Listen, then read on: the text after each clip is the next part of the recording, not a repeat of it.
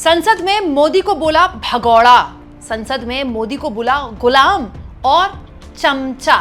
दोस्तों, संजय सिंह आम आदमी पार्टी के राज्यसभा सांसद जब भी बोलते हैं, बोलते कम गरजते ज्यादा हैं। दोस्तों, संजय सिंह आज राज्यसभा में जो ग्रामीण विकास है, जो देश के गांव हैं, उसके साथ सरकार ने कैसा धोखा किया है, इन आरोपों के साथ तथ्यों को लेकर आज राज्यसभा में भड़कते भड़कते संजय सिंह ने प्रधानमंत्री मोदी को भगौड़ा कह दिया और कह दिया कि देश में इस वक्त एलपीजी गैस के सिलेंडर का संकट है और प्रधानमंत्री कहां भागे हुए हैं। और तो और पीएम को गुलाम बोल दिया, ट्रम्प का गुलाम, और कह दिया कि नेतन्याहू के चमचे हैं, चमचागिरी करने इजराइल गए थे। दोस्तों, हालत ये हो गई कि संजय सिंह और बीजेपी सांसदों की लड़ाई हो गई। माइक ऑफ था, उसके बाद भी दोनों आपस में लड़ रहे थे, दूर दूर से एक दूसरे को खड़े होकर। सुनिए, संजय सिंह ने सबसे पहले जब वो ग्रामीण विकास पर बोल रहे थे, पीएम को निशाने पर लिया, ये कहते हुए कि कहां भागे हुए हैं पीएम, देश में संकट है। तो भगौड़ा इस समय कौन है पूरा देश जान रहा है। भगौड़ों के बारे में मत कहिए। देश का प्रधानमंत्री गैस के संकट के इस समय में किस गुफा में छुपा हुआ है, पहले उसको निकाल के लाइए। पहले उसको निकाल के लाइए। प्रधानमंत्री किस गुफा में छुपे हुए हैं? मंत्री के बारे में आप हमारे ऊपर टिप्पणी कर रहे हैं, का प्रयोग नहीं करेंगे। आप हमारे ऊपर टिप्पणी कर रहे हैं, ये आप हमारे ऊपर टिप्पणी कर रहे हैं। पूरा देश गैस की लाइनों में यहाँ पर प्रधानमंत्री गुफा में छिपे हुए हैं। प्रधानमंत्री को निकाल के लाइए, प्रधानमंत्री को निकाल के लाइए। मुद्दों पे बात नहीं करेंगे। इस्तेमाल किया है, ये शब्द ठीक नहीं है। अरे मान्यवर, आप मेरा समय जा रहा है मान्यवर महोदय। दोस्तों, ग्रामीण विकास पर बोलते बोलते उसके बाद संजय सिंह यहाँ तक आ गए कि उन्होंने ये तक कह दिया कि ट्रम्प की गुलामी करते हैं प्रधानमंत्री और चमचागिरी करने के लिए इजराइल क्यों गए थे। हालत ये हो गई दोस्तों कि संजय सिंह जब बोल रहे थे बहुत एग्रेशन में, तो कृषि मंत्री बैठे हुए थे वहां पर, शिवराज सिंह चौहान, और वो हंस रहे थे। तो जैसे ही उनको हंसता हुआ देखा संजय सिंह ने, और भड़क गए कि आपको हंसी आ रही है इस बात पर। बात करते हैं ग्रामीण विकास की, आप बात कर रहे हैं। उज्ज्वला स्कीम के तहत 8 से 10 करोड़ सिलेंडर गांव में आपने बांटे हैं और 10 से 11 करोड़ सिलेंडर के कनेक्शन लोगों ने अपने आप से लिए हैं।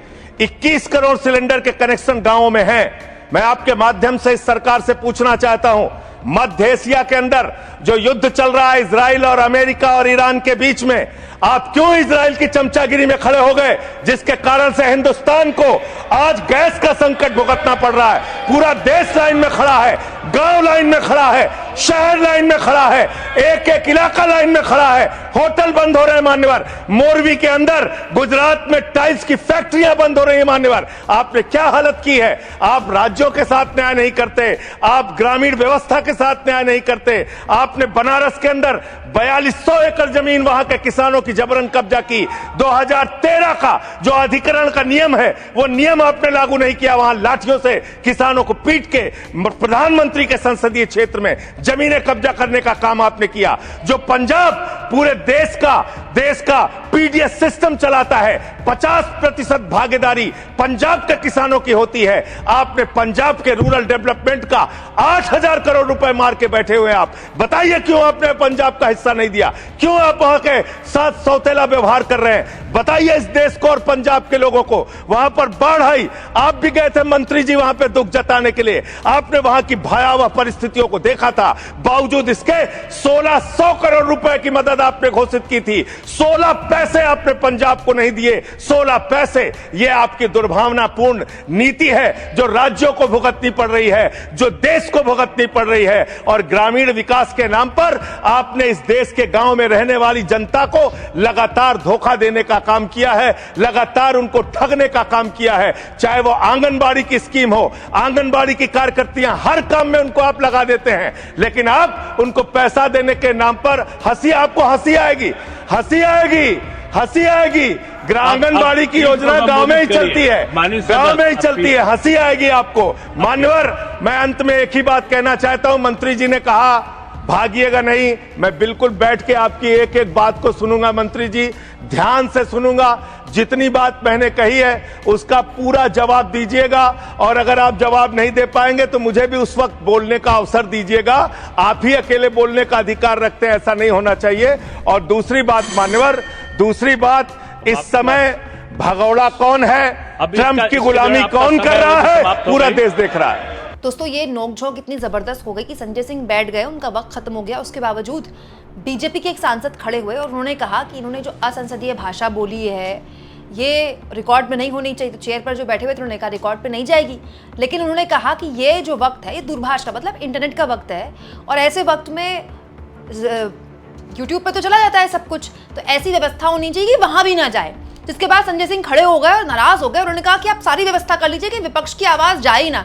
माइक ऑफ हो गया, लेकिन दोनों आपस में एक दूसरे पर लड़ते रहे। दोस्तों सबसे ज्यादा बुरा जानते हैं इसमें क्या है? बीजेपी के सांसद संजय सिंह पर ताना कस रहे थे कि जेल में ही रहोगे, जेल से आए हो जेल में ही रहोगे।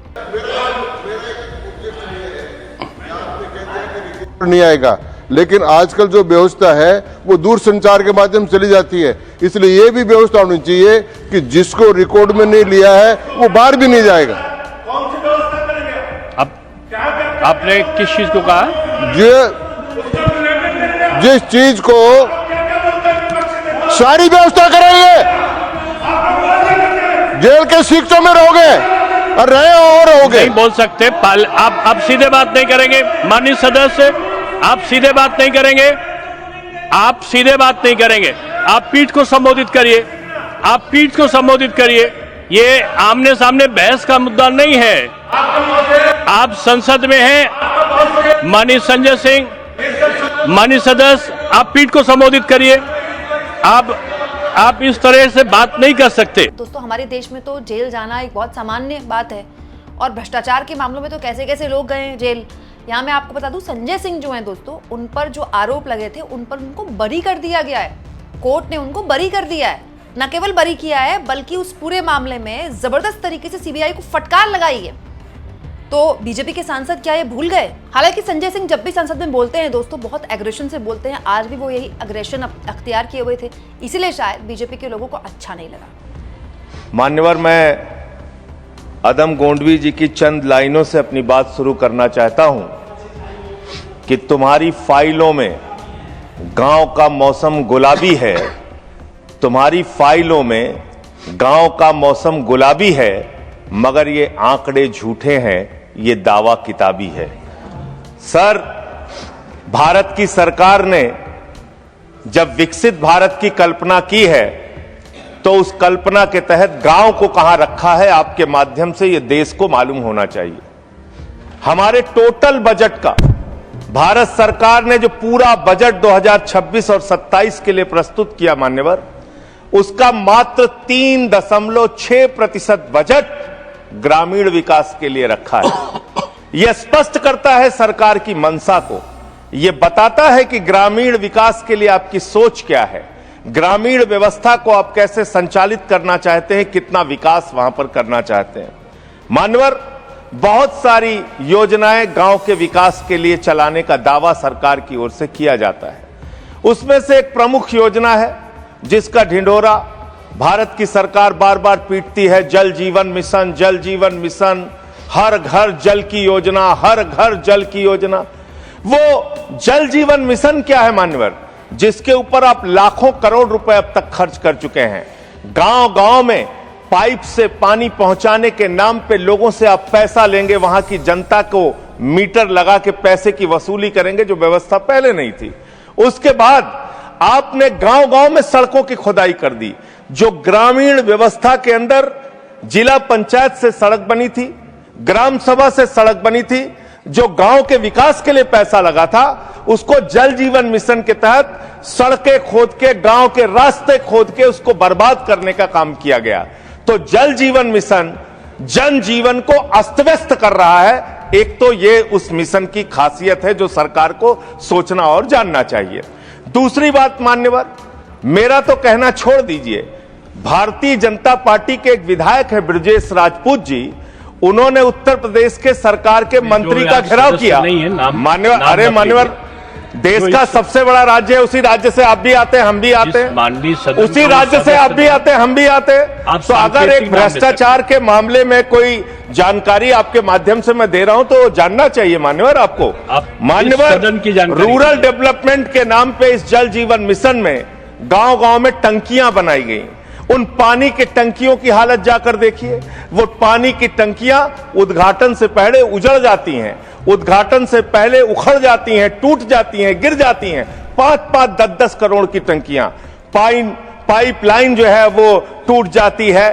तो मैंने तो इसका मामला सबसे पहले उठाया था, तब सरकार ने हमारी बात नहीं सुनी, कई मुकदमे मेरे ऊपर उल्टा करा दिया। लेकिन इनके एक विधायक ने मान्यवर अपने ही मंत्री का घेराव कर लिया विजेश राजपूत जी ने, और बीजेपी के विधायक ने कहा कि इस योजना में जबरदस्त भ्रष्टाचार है। इसलिए ये योजना भ्रष्टाचार की भेंट चढ़ चुकी है। दूसरी बात आते हैं, आपने गांव के अंदर जो तमाम और स्कीम शुरू की और उसकी हकीकत क्या है, कितना बजट निर्धारित किया, कितना खर्च किया। आपने मान्यवर मनरेगा के तहत 25-26 में 86,000 करोड़ रुपए निर्धारित किया था बजट में, और इस बार 26-27 में आपने 88,000 करोड़ रुपए मनरेगा के लिए निर्धारित किया। जब आपने 86,000 करोड़ रुपए निर्धारित किया तो आपकी गारंटी थी 100 दिन की। जब आपने 88,000 करोड़ रुपए निर्धारित किया तो आपकी गारंटी है 125 दिन की, और आप कह रहे हैं हम 60% भागीदारी करेंगे। पिछले कई वर्षों से, जब से प्रधानमंत्री नरेंद्र मोदी जी बने हैं इस देश के, और जब से भारतीय जनता पार्टी की सरकार है, मनरेगा की स्कीम में इस सदन के अंदर मैं पूरे जिम्मेदारी से बोलना चाहता हूं, एक भी साल में 50 दिन से ज्यादा आपने रोजगार नहीं दिया। मनरेगा स्कीम को आपने मारने का काम किया, खत्म करने का काम किया, और उसके बाद आपने कह दिया 40% राज्य सरकारों की हिस्सेदारी होगी। जो राज्य सरकारें ज्यादातर घाटे में चल रही हैं, चलिए वो भी आपने कर दिया जो आपको करना था, आपने स्कीम पास कर दी जी राम जी की। लेकिन मुझे आप जरा कृपा करके बताइए, आपके हिस्से का 125 दिन के हिसाब से रुपया बैठता है मंत्री जी 2 लाख करोड़ रुपए, तो आपने तो निर्धारित ही 88,000 करोड़ रुपए किया है। तो आप इस स्कीम में क्या सोचते हैं, क्या आपकी योजना है, और कितना आप बजट निर्धारित करना चाहते हैं? यानी कि आपकी मंशा ही साफ नहीं है कि आप मनरेगा स्कीम को गांव-गांव तक चला सकें।